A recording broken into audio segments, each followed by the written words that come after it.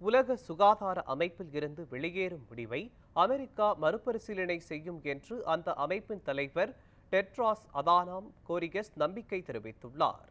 அமெரிக்க அதிபராக பதவியேற்ற ட்ரம்ப் முதல் நாளிலேயே உலக சுகாதார அமைப்பில் இருந்து அமெரிக்கா வெளியேறுவதற்கான அதிரடி அறிவிப்பை வெளியிட்டார்.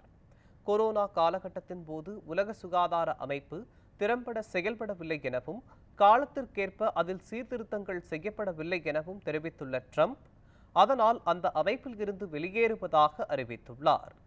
ட்ரம்ப் வெளியிட்ட அறிவிப்பின்படி உலக சுகாதார அமைப்பிற்கு அமெரிக்கா வழங்கும் நிதியுதவி நிறுத்தப்பட உள்ளது.